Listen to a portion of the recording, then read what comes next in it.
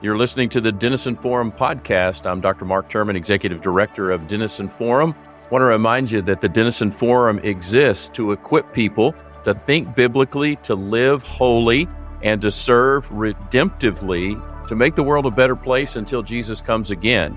And on the Denison Forum podcast, we're just seeking to find clear ways to understand that, some direction on how can we be equipped and live that kind of life as salt and light. And today we get to talk to Toni Collier. Some of you may be familiar with her. She's a fellow Texan, so we were just talking about that a moment ago. But if you're unfamiliar with Toni, she is an international women's minister. I love the name of her ministry. We're going to ask her about this in a minute. Broken Crayons Still Color. And as a grandfather with two young preschoolers, that means exactly what it's supposed to mean. She helps people to process through brokenness and find their way to hope. And she is known around the world as a host and author of a work called Brave Enough to Be Broken. She's consulted with organizations such as Chick-fil-A, Orange Conference, MOPS International, and IF Gathering, and has helped them with strategic planning and youth ministry, leadership, marketing, those kinds of things. And so, new to me as a friend, Toni, welcome to the Denison Forum podcast. We're glad to have you today. I'm so glad to be here. Don't tell anyone that I paid you to read all those fun things about me, but I'm so grateful to be here. I think it's going to be a great conversation, and I'm just excited.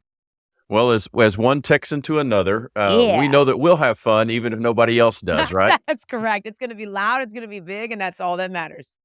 Well, for those of you that, or for those that are listening to us that may be less familiar with you, tell us a little bit of your backstory as a fellow Texan, and how did you end up doing what you're doing? Yeah, absolutely. I mean, like all of us, our purpose typically comes out of places of pain. I grew up in Houston, Texas with a blended family. My mama got real sick growing up, and I ended up being a little caregiver for her when I was just 8 years old.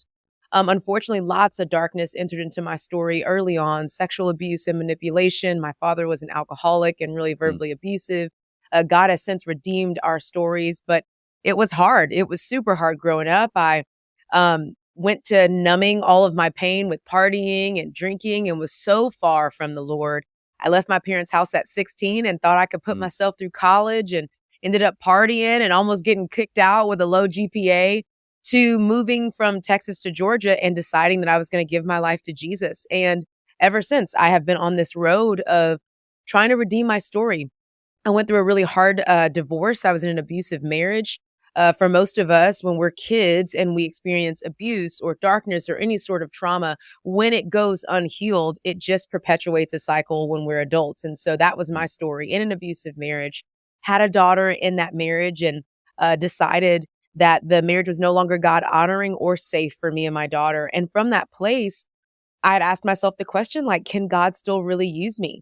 Like, the world shows me different, that I'm too broken, that I've been through too much, that there's no way that God would ever allow me to do anything for his kingdom. And to my surprise, we serve a God that actually does his best work in places of redemption, right? Like, that's who he comes after. It's always the one, not the 99. And so I decided that I was going to use my voice anyway and use all of my brokenness anyway. And the Lord just truly and divinely dropped Broken Crayons Still Color right in my lap one day as I was going through a really hard season. And I vowed for the rest of my life that I would shout it from the rooftops, that I would try my best to tell as many women as possible that God can still use you. He does his best work in the broken places. And that's what I get to do on my podcast and my books and on stages around the world. And it's been a blessing for sure. Well, fantastic. That's a lot. And it's just amazing how God does redeem things when you put them in his hands, right? That's right. He just that does. No matter what the pieces may look like to us, he can do amazing things with it. Yeah. And it makes them bigger, and it's good. Yep. And those colors sometimes color even better after they're broken. That's right. You got a good little grip on them when they're a little smaller, That's right. That's right. Well, we want to talk today about a project that you're involved with called Unshakable Moxie. Can you tell us a little bit of the backstory about this project? gosh, it's so random, honestly. Our Daily Bread, for many of us that have been saved for years and years, we remember those little Our Daily Bread pamphlets that were Yes. all over the churches and everywhere. Well, they've taken that same content and just put it into digital form. And in some of the ways that Our Daily Bread's been doing that is via podcast. They have daily devotionals and videos and audio.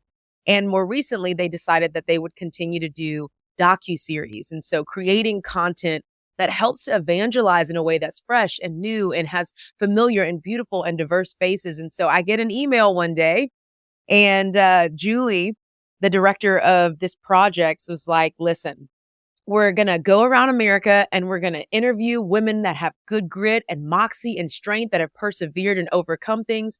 And I want you to host it. And it's you. I was like, it's me. She's like, the Lord told me it's you. And I'm like, okay. And she's like, it's also Mariah Smallbone, who's the wife of Joel Smallbone for King and Country. And she's like, do you know her? And I'm like, no, I've never met her in my life. And I'm getting ready to go on the road with her for 9 months and interview women. And we met for the first time and we completely hit it off. It's been such a God thing. For one thing that people need to know about Our Daily Bread is it's a praying ministry.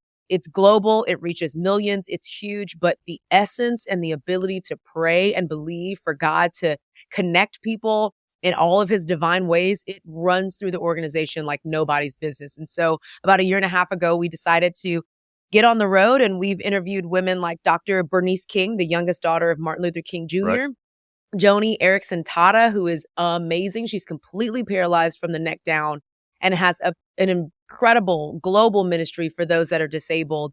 Ruth Jo Simons, all of these women we got to go around the world and interview, and it's been amazing. The response has been amazing. The filming's been amazing. It's been real good.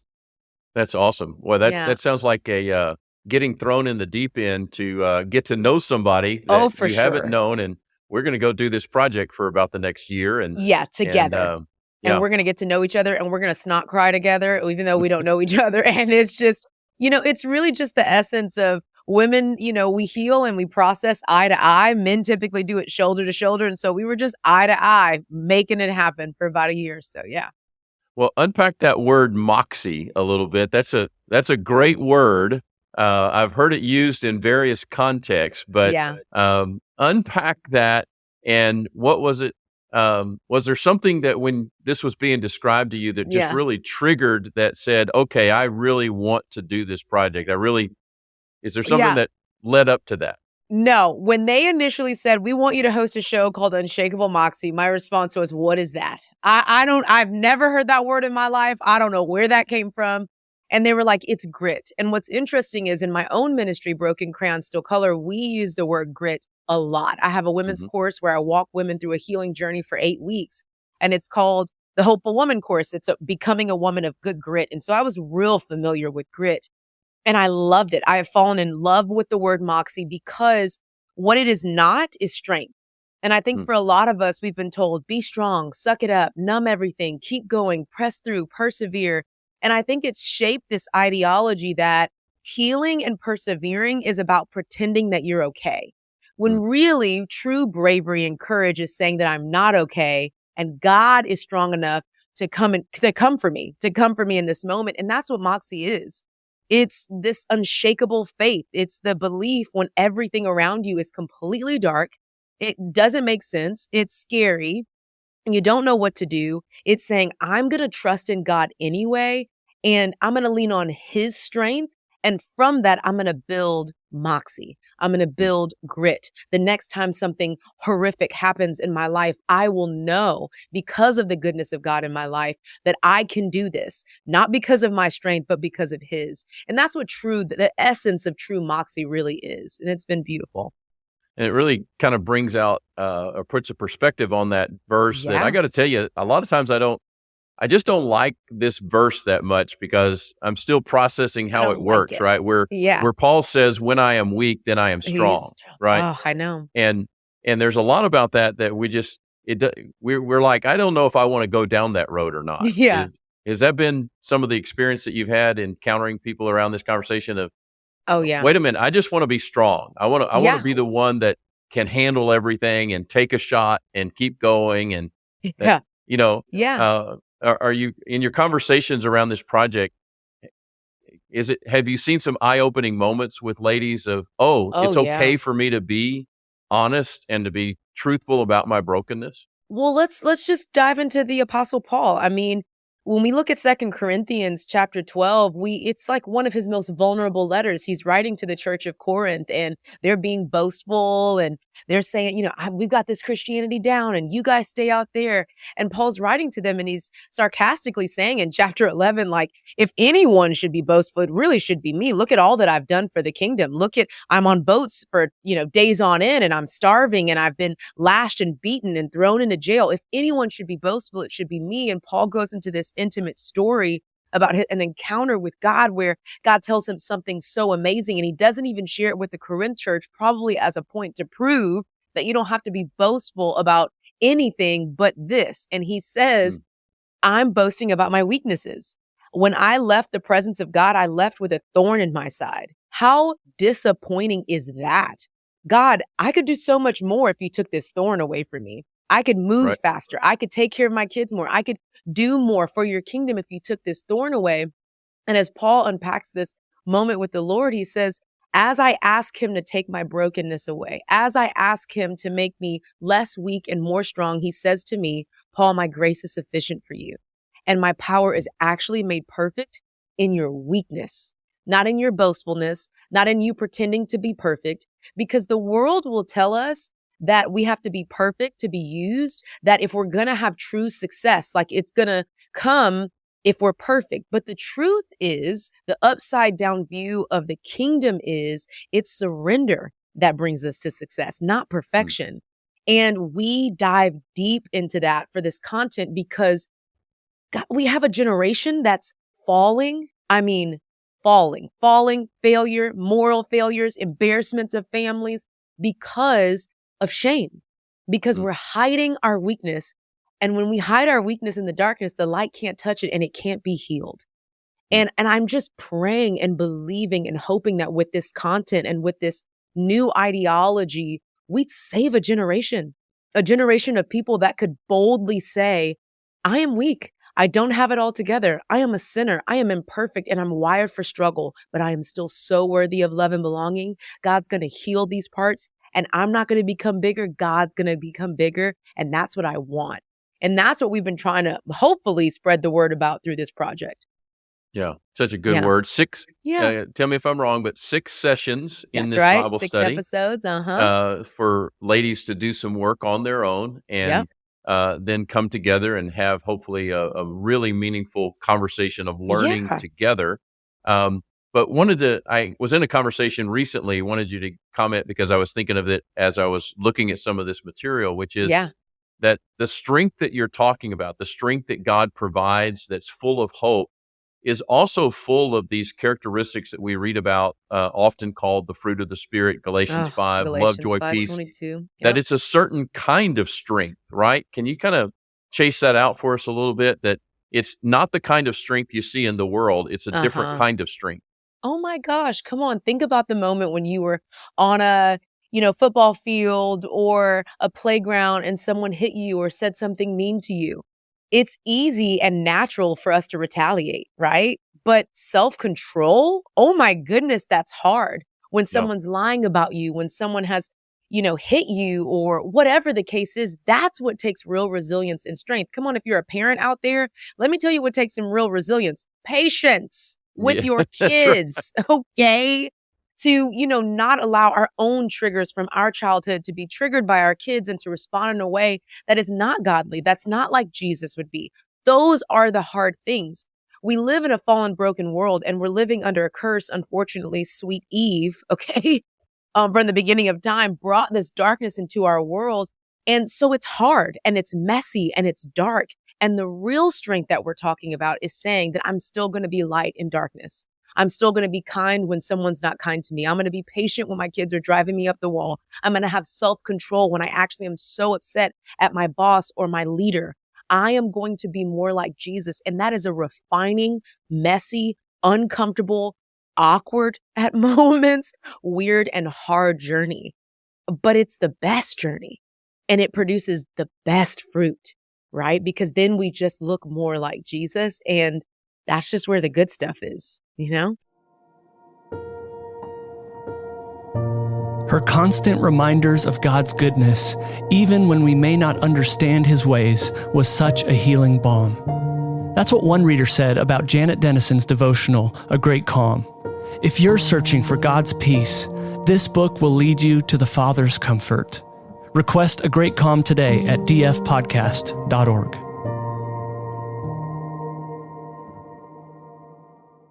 And really becomes a big platform, right, for where we demonstrate the hope that we have, that we're trusting in something that's bigger than us and transcendent. We're trusting in a That's person good. who can help us to not retaliate the way the Yeah. world wants to retaliate, especially Yep. when we're hurt, when we, like I said, when we get attacked or hurt by somebody in Yep. some way, that we're able to respond in a way that demonstrates the fruit of the Spirit, the presence of the Spirit in us, bringing us hope.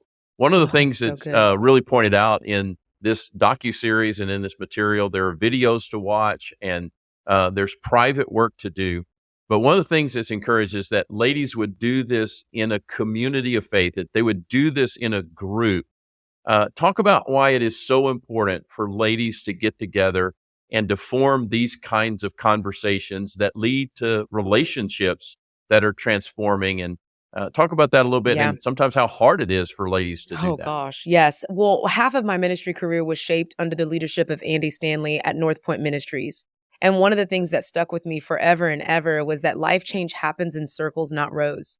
We go to church on Sundays and we get what we need, but the truth is, real transformation happens when you can look someone in the eye and say, I know everything you've done. I know the hard parts of your story. I know all of the crevices of what you're thinking and the things that you battle with, and I still love you the same. And I'm not leaving the room. My friend Ann Voskamp says, when we get into deep rooted community and we confess and we hold each other's burdens, we become Jesus with skin on, because that's who Jesus is. He's not the God that's at the end of the tunnel waiting for us to get it all together for him to come. No, he's the one that lights the way. He's not the coach that's upset with us on the sidelines. He's actually the player saying, put me in. I've got some strength for your weakness. I've got some redemption for your brokenness. And when we get to become that for other people, God becomes bigger. When we get to confess our sins and to be completely open and to be held accountable, if we're going to be honest. Gosh, I feel like the next generation doesn't even like the word accountability. We hate Mm, that word. right. But the truth is, it's the thing that makes us better. It's the friend that says, hey, I noticed how you talk to your son. I noticed how you talk to your daughter. That probably wasn't the most loving way. That's what grows us and challenges us and changes us when we don't have our own litmus test and our own filters within ourselves to be more like Jesus. And so we've been encouraging women, and this is the reason why we created the Bible study, so that it can be done in small groups. What we've heard from women is we're just tired of like the frilly Bible studies where we're just talking about how God's created the beautiful flowers. Like, we want to talk about what we're going through, like how Mm, hard life is, how hard infertility is, how hard it is to be single, how hard it is to be broken up with or divorced or whatever the case is. And that's what we want women to do, to lock arms with each other, because it's not necessarily the pain or the brokenness that'll take us out, Mark. I think it's doing it alone that will. mm. That's what takes us out. When we can hold it together and with each other, I think it saves us. Yeah. Yeah, Yeah. that's one of the devil's favorite strategies, is to try to get us into a place of Isolation. isolation where Oh we gosh, think we're the yes. only one, and that nobody's Absolutely. life is as broken or twisted as ours is. And That's right. what would you got opportunity for a word of encouragement too? I am envisioning a lady listening to this, and she's like, I've never figured out, uh, never discovered how to get into a group like this, or maybe somebody who was, and they got hurt in that group, and they're like, been there, done that, got the T-shirt and the scar, don't need to try that again. Um, Talk to that lady who's sitting here listening to us going, well, that all sounds great, but I don't know how to get into that group, or I don't know if I want to try that again. What would Yeah. you say to them? Gosh, there's some women on here who's just like, I've been hurt by friends. Women are cliquish. They're this, they're that. I gotta say, we get to trust again. And I say we get to because it is an opportunity. When we think about our brothers and sisters in the Middle East and in some parts of Asia who cannot proclaim the name of Jesus, who cannot gather together, who sometimes only has just the presence of the Holy Spirit and their own voice to hold them up. We are privileged that we get to come together with people, with humanity, with God's sons and daughters, and talk about him freely and gather for him freely and exalt him and worship him freely. Try again. If we did not get up and trust again, where would we be? If we got into a car wreck, will we never drive again? If we felt, some tussling on an airplane, will we never fly again? If we got nervous about a boat trip, will we never go on a cruise again? No, we'd get back up again. And I think it's the same thing with relationships. We have to get back up again. The Bible says that we get to enter the gates of heaven like children. Can you remember how beautiful it was? I can remember, because I have a 9-year-old daughter, how beautiful it is when she's frolicking on the playground and she comes over to me and she's like, Mom, I gave this girl your number. And I'm like, okay, maybe ask me first. But it's because she knows no strangers. Kids understand the beauty of connection and community. And so have the awkward conversation in the grocery store, at your Zumba class, and say, hey, I'd love to grab coffee with you. I noticed you have this. I noticed we have this in common. Have the hard conversations. I know it's difficult. I know we've got the extrovert and introvert things, but God took all of that into account. He knew we'd be extroverted. He knew we'd be shy and awkward and not know what to say. And he still made us for community. He made us for people. So get back up again, trust again, heal again, connect again, and do the hard thing again. Yeah, and if you're wondering or struggling with why is it so hard to connect, well, that just tells you something about how deep sin runs in all of us, but it also says something about how much the devil doesn't want it to happen, right? That's good. He doesn't want us to connect because he knows that that's what God made us for, that he doesn't want us to connect with God, doesn't want us to connect with each other, and wants us to stay in that place of isolation and really desperation. I'm guessing, Toni, that there are at least a few women of real moxie in the Bible that inspire you. You have one or two that you want to talk about that, hey, these ladies really represent moxie from a scriptural standpoint, and they're some of my favorites. Who would that be? Okay, Judges 4, love Deborah. The Deborah story is beautiful because she's, speaking with this man and he's nervous about going into war. And she's like, okay, I'll come with you. I think women have a really beautiful gift of witness. I just think like Jabin and his arm, I can go all into Judges, but the moral of the story is that Deborah said to this man, the Lord has called you to go and fight this battle. He has told you that you will win. He has told you that he has you. And this man is like, I'm not going unless you come with me. And this is not Deborah's battle to fight, but she got in the game anyway. She went to war anyway. And I just think women have this beautiful gift of witness. We sit with each other. We wipe each other's tears. We fight battles for each other. It's a real beautiful gift. And I would also say, I think it's the woman in Luke, and it is at, she comes in to this party with Jesus and these Pharisees, and they've invited him into his house. And some theologians say that she'd had an encounter with Jesus before this moment, and he had saved her and set her free. And she returns to him at this dinner party that she's not supposed to be at because she is known as a woman of sin, that she has some sexual immoralities in her life. And she comes into this party and she throws herself at his feet and she pours this perfume on him and she washes his feet. And that surrender, that boldness, that moxie that she has to be in a place where she does not belong, where she could be kicked out. And she is saying, I will do anything. I will embarrass myself. I will let my hair down. I will let everybody speak ill of me. I will let all of you judge me. I will not let shame keep me from surrendering at the feet of Jesus. And I think that's real moxie. I'm not going to hide. I'm going to show everybody it doesn't even matter. I'm going to be at Jesus's feet and I'm going to confess all my sins and I'm going to do whatever it takes to be near him. And I think those are two good traits I feel like that represent a lot of moxie. Yeah, and there's just so many good examples that we can talk about. John 8. Gosh, they're all there. Yeah, Lydia, come on.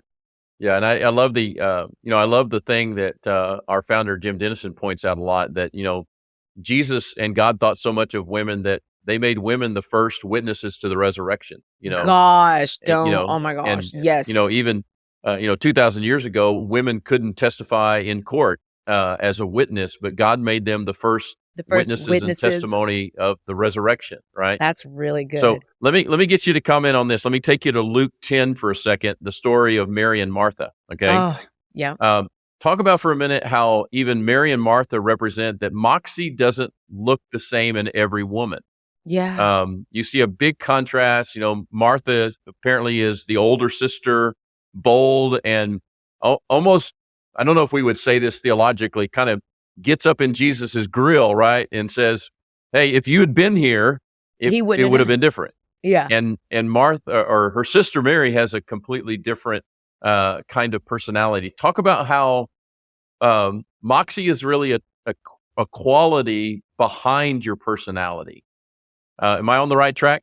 Yeah, you're on the right track. Let me just say this. I'm Martha all the way. I'm like, hold up. Why didn't we do this? This could have been more efficient. We could have skipped all this pain. Like, what's going on? I love that picture because I do think Moxie is such a strong, bold word that women do think, well, I'm not extroverted. I'm not on stage. I don't have a mic. I don't have a podcast. I don't write books like Toni does. And one of honestly, the privileges that I get to do is to walk with women through their healing journey. And this is the thing I remind them. We cannot fall into the comparison trap. It is yet again another scheme of the enemy that would take us out to say that we don't worship as well as her. We don't do this as well as her. Well, I'm not journaling every single day. And comparison robs us of our ability to be grateful for who God's designed us to be.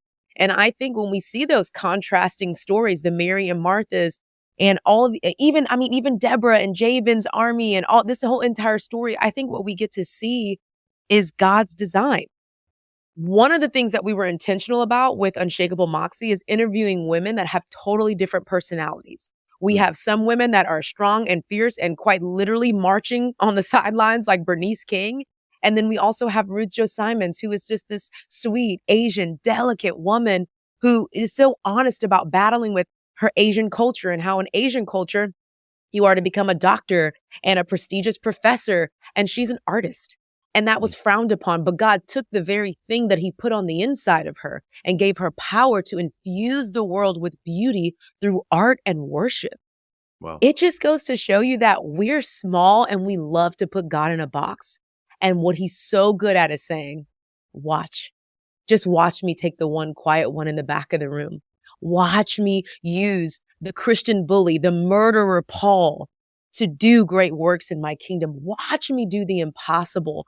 So for those of you out there that are just like, well, that's not me. I'm not on podcast. I'm not on stage. I need you to know that God's coming for you.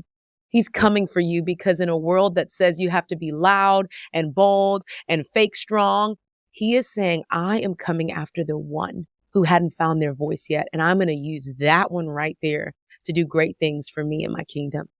Yeah. And he can make you that kind of strong salt and light where whatever your environment, whatever your circles of influence might be. Mark.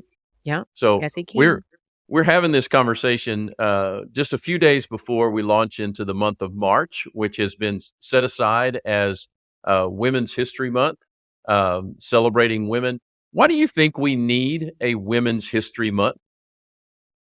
Okay, this may be a little controversial, Mark, because me and my friends have been talking over the last couple of months about how we feel about men and women in our generation and especially in the church. It feels like there has been a righteous shift of giving women voices and encouraging women, but we don't want to leave the men behind. When God said we were made in his image, he meant the both of us, men and women. And while I am so glad that we have a Women's History Month, and I think it is needed because of the history, again, thousands of years ago, women weren't able to vote hundreds of years ago, and women were able to use their voices. Yeah, I think we need those things.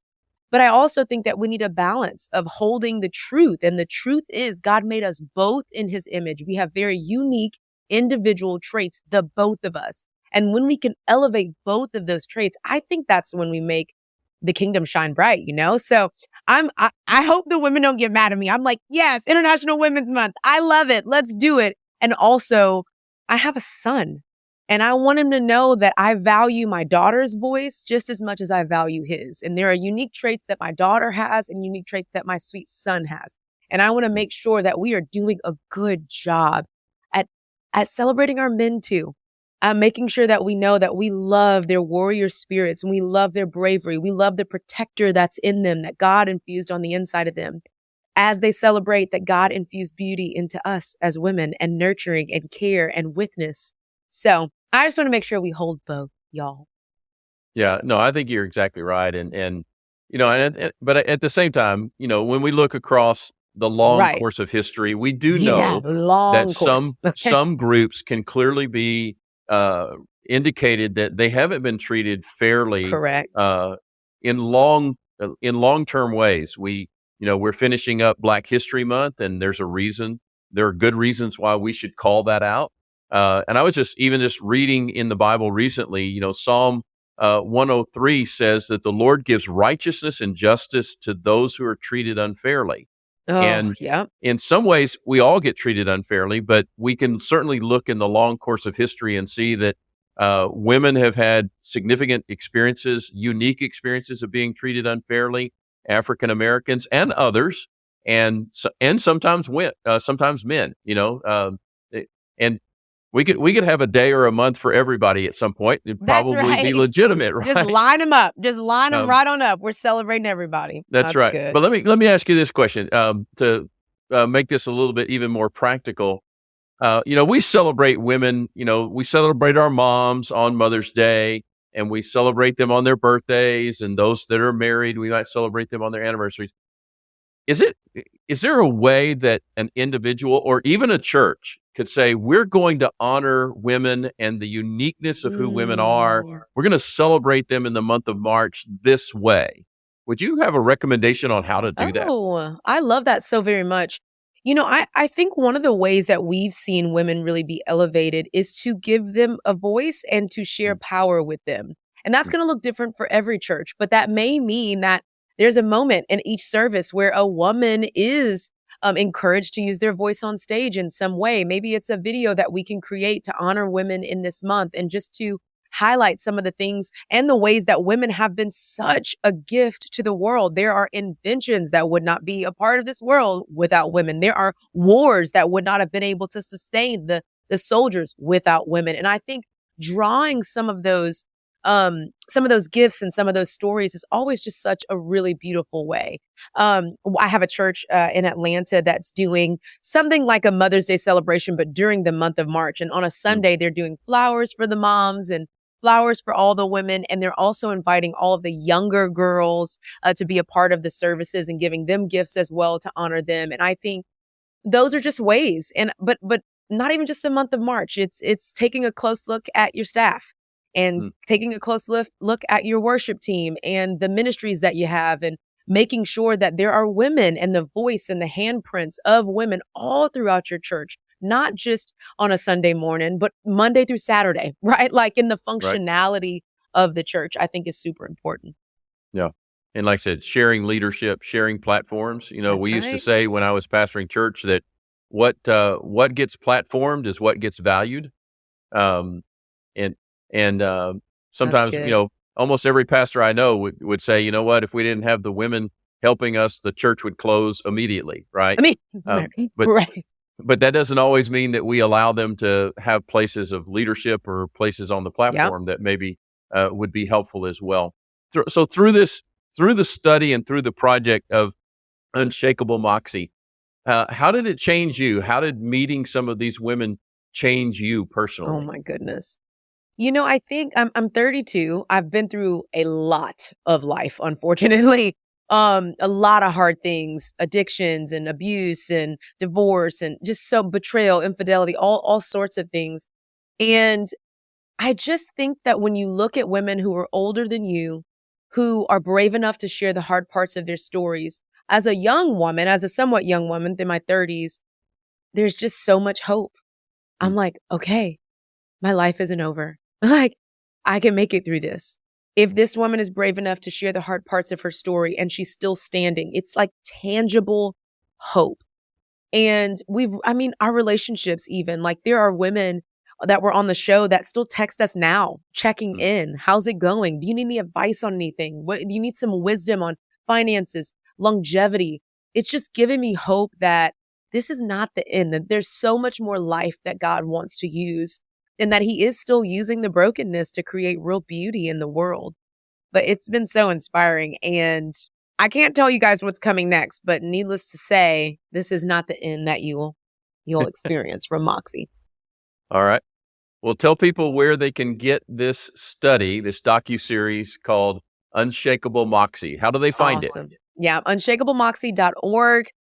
You can sign up. You'll get access to all the episodes, but also you'll have access to getting the study guide. So we have a little Bible study and study guide that you can do by yourself. You can do it with friends. I would encourage you to do it with friends, your small group. Bring it to your church. Tell them about it. Maybe there's a night that you guys can get together and watch the full show, for the entire night, doing an event at your church. But unshakablemoxie.org. The Our Daily Bread YouTube has all of the episodes as well. We'd love for you to check them out. They're quick. They're beautiful. But most importantly, they are God-centered, Jesus Christ focused, and so good and encouraging. Well, thank you for letting us know about that. I come all the way around to where you started with Our Daily Bread. I remember as a pastor, we had those little booklets. Those little booklets were everywhere in the church, and I know. And I thought, what is this? And to see that it's continuing to have such a robust impact for the kingdom is just a great thing. It's really Toni, thank you for being a part not only of the series, but of today's conversation. Absolutely. We're grateful to make the connection with you and look forward to all that God's going to continue to do with you and through you. Want to thank our audience today as well for listening to the Denison Forum podcast. As always, we encourage you to rate and review us on your podcast platform. Share this with others, and especially share this with women in your life so that they can connect to this series on Unshakable Moxie. And we hope that it is a blessing to you and to them. And again, thank you for being a part of the Denison Forum podcast. God bless you.